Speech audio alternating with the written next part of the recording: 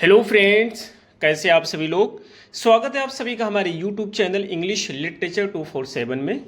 This is Hanif and today I am going to discuss some very important questions related to Bihar state. So if you are preparing for Bihar state or any other examinations in which English literature is being asked, then this video is going to be fruitful for you. And if you want to join our Telegram channel, the link is in the description box और वहाँ से आप हमारे Telegram channel को join कर सकते हैं. तो चलिए हम शुरू करते हैं अपनी आज की इस वीडियो को. हमारा फर्स्ट क्वेश्चन है about which novel of his own Hardy marked a war between flash and spirit. Thomas Hardy की कौन सी नॉवल है जिसमें आपको दिखाया गया है एक वार दिखाया गया है फ्लैश और स्पिरिट के बीच में. तो फर्स्ट का हमारा सही आंसर होगा सी, यानी कि Jude the obscure. Jude the obscure जो नॉवल होती है इसके लिए इनको बहुत ज़्यादा क्रिटिसाइज भी किया जाता है और इनकी लास्ट नॉवल भी होती है. Next question is second. Hardy begin and ended his career by writing. ये कहना चाहते हैं कि हार्डी ने अपने करियर की शुरुआत किससे किया था और एंड किससे किया था. तो सेकंड का हमारा सही आंसर होगा डी, यानी कि पोएट्री. थॉमस हार्डी चूँकि नॉवल के लिए बहुत ज़्यादा फेमस है, लेकिन इन्होंने अपने करियर की शुरुआत पोएट्री से की थी और एंड भी पोएट्री से ही किया था. नेक्स्ट क्वेश्चन, और ये बहुत ही इंपॉर्टेंट क्वेश्चन है. Next question is third.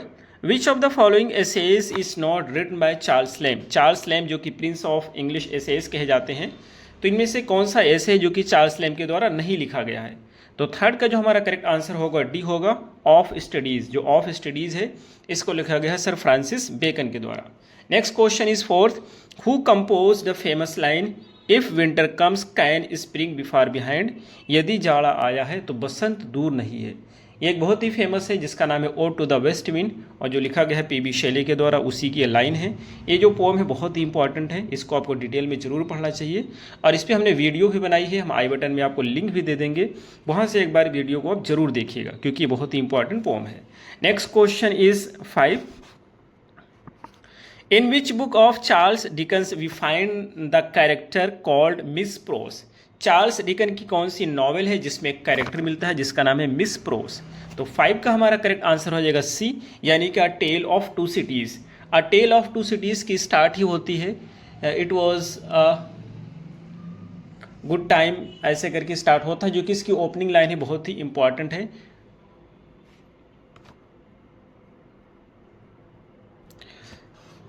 Next question is 6. Criticism must always profess an end in view. Its function is to promote the understanding and enjoyment of literature. Who said this? ये कहना चाहते हैं जो quotation है ये किसके द्वारा कहा गया है. तो 6 का हमारा सही आंसर होगा सी, यानी कि T.S. Eliot. Next question is 7. Which of the following novels of Hemingway deals with his actual disappointing experience of love and war? Ernest Hemingway की कौन सी नॉवेल होती है जिसकी जो थीम होती है वो है डिसअपॉइंटिंग उनको होती है एक्सपीरियंस से लव और वार के. तो 7 का जो हमारा करेक्ट आंसर होगा वो सी होगा, यानी across the river and into the trees.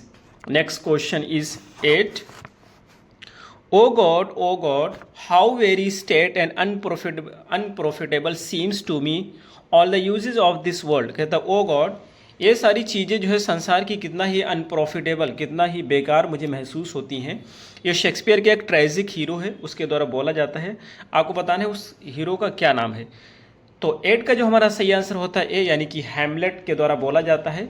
और हैमलेट ही शेक्सपियर का प्ले है जिसका जो एक ट्रेजिडी है और उसी में हैमलेट के द्वारा ये लाइन बोली जाती है. सो ये आपका सही आंसर होगा. Next question is 9. Choose the correct figure of speech in the following. आपको बताना है कि कौन सी फिगर ऑफ स्पीच यूज की गई है. The quality of mercy is not strained it drop as the gentle rain. Shakespeare का एक प्ले है जिसका नाम है मर्चेंट ऑफ वेनिस, उसी में ये लाइन यूज की गई है जो कि पोर्शिया के द्वारा बोली जाती हैं जब वो कोर्ट में होती है. तो इसलिए हमारा 9 का सही आंसर होगा डी. यहाँ पे सिमिली का प्रयोग किया गया है. जब भी हम एज या लाइक का यूज करते हैं कंपेरिजन के लिए तो सिमिली होता है. Next question is 10. Choose the correct figure of speech. इसमें बताना है कि कौन सी सही फिगर ऑफ स्पीच है. Camel is the ship of the desert. तो यहाँ पे मेटाफर का प्रयोग किया गया है. देखिए सिमिली और मेटाफर में एक ही डिफरेंस होता है कि जब भी हम दो चीज़ों में कंपैरिजन करते हैं एज और लाइक की हेल्प से तो वो सिमिली होता है. जैसे अगर हम कहें the camel is like the ship of desert तो ये सिमिली हो जाएगा. और अगर हम डायरेक्ट कंपैरिजन कर दें the camel is the ship of desert तो ये मेटाफर होगा. दैट मीन्स कि whenever we compare with the help of like और as it is called simile and whenever we compare direct without using as or like, it is called metaphor. Next question is 11th. The poetry of romantic revival is a revolt against.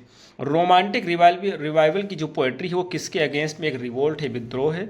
11 का हमारा सही answer हो जाएगा B, यानी bondage of classical rules of poetic diction. Next question is 12.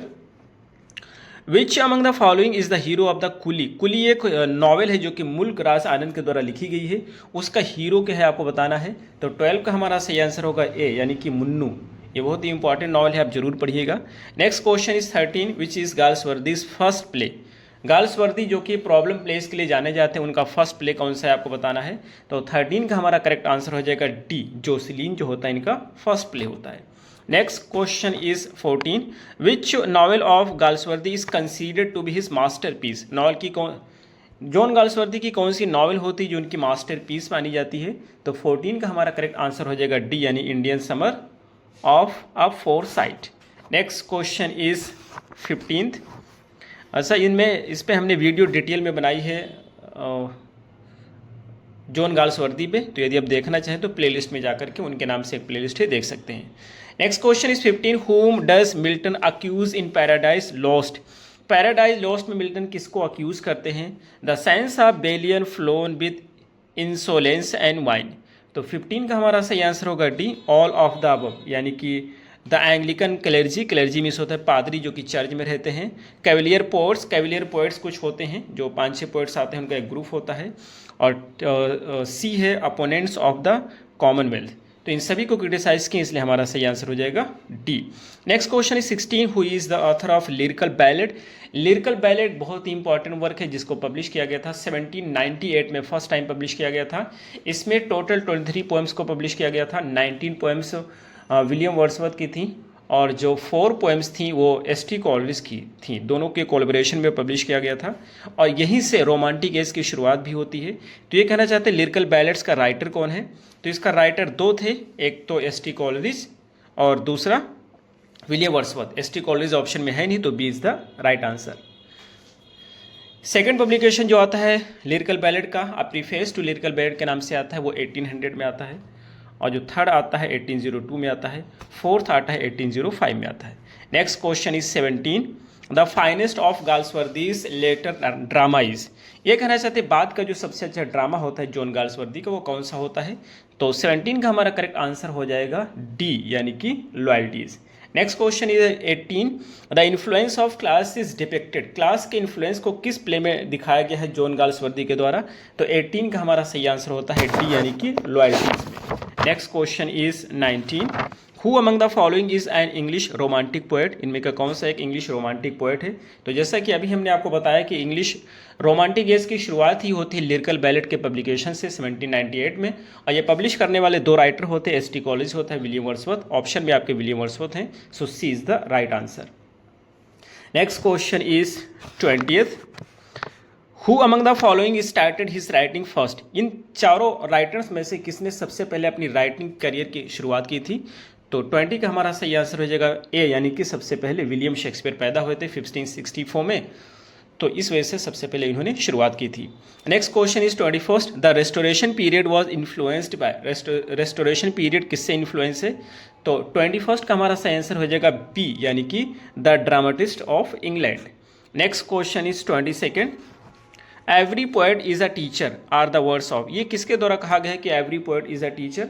तो 22 का हमारा सही आंसर हो जाएगा डी, यानी कि वर्ड्सवर्थ के द्वारा कहा गया है. Next question is 23. The regular ode is close imitation of.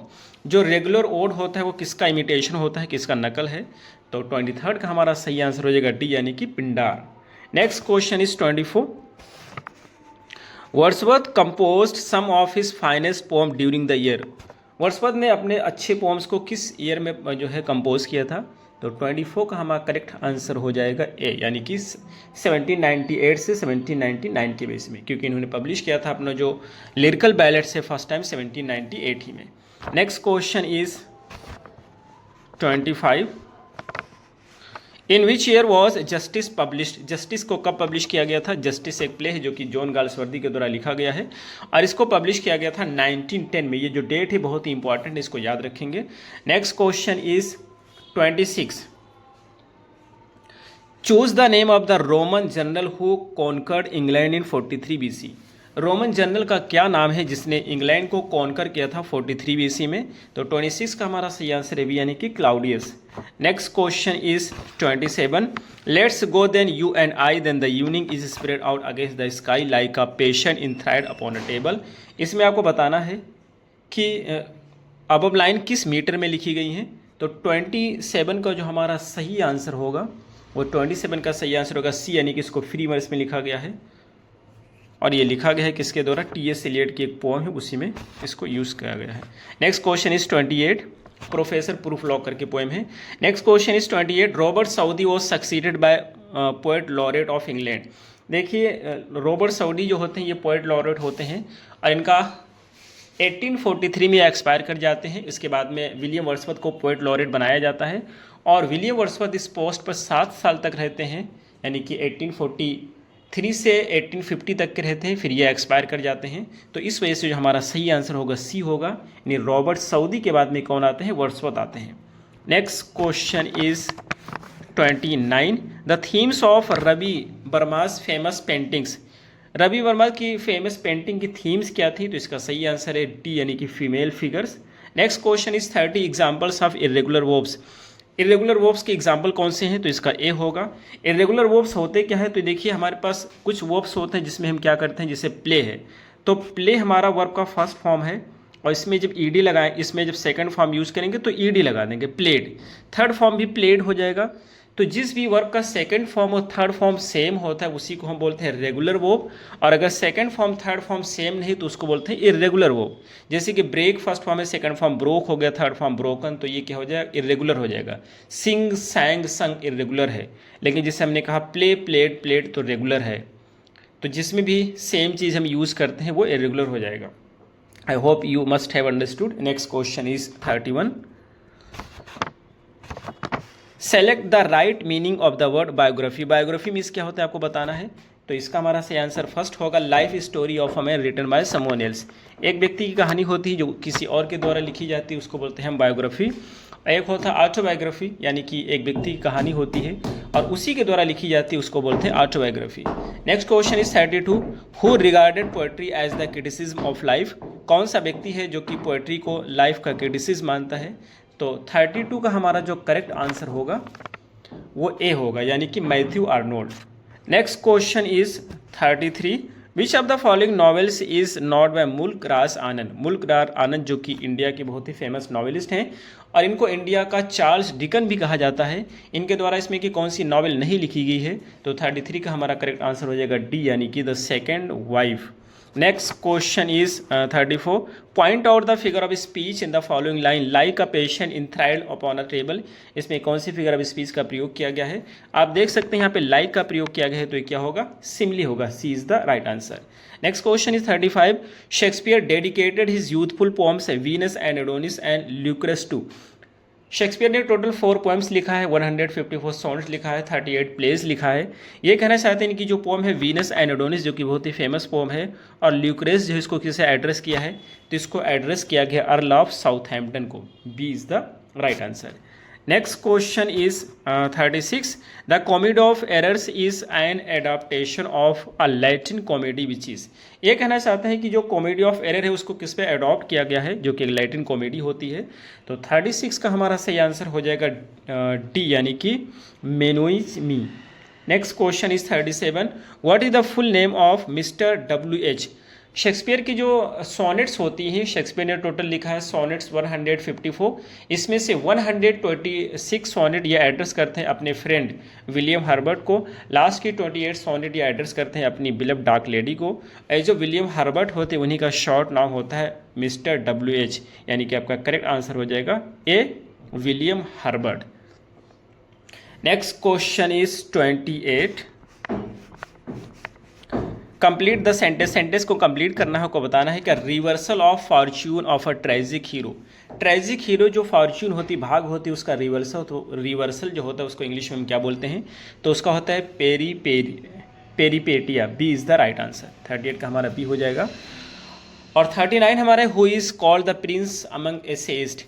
English essays का प्रिंस किसे कहा जाता है? तो 39 का हमारा करेक्ट आंसर हो जाएगा सी, यानी कि चार्ल्स लैंको। आज का लास्ट क्वेश्चन है 40, love song of J Alfred Prufrock opens with the line. ये जो इससे पहले पोएम हम आपको बता रहे थे वही लाइन है, तो ये कहना चाहते हैं कि इसकी ओपनिंग लाइन क्या है। तो 40 का हमारा करेक्ट आंसर हो जाएगा बी, यानी कि let go then you and I. ये जो है इसकी ओपनिंग लाइन है, इसको फ्री वर्स में लिखा गया है। तो ये रहे हमारे आज के क्वेश्चन। हमें उम्मीद है आपको जरूर समझ आए होंगे। फिर मिलते हैं अगली वीडियो में। Till then take care, have a good time.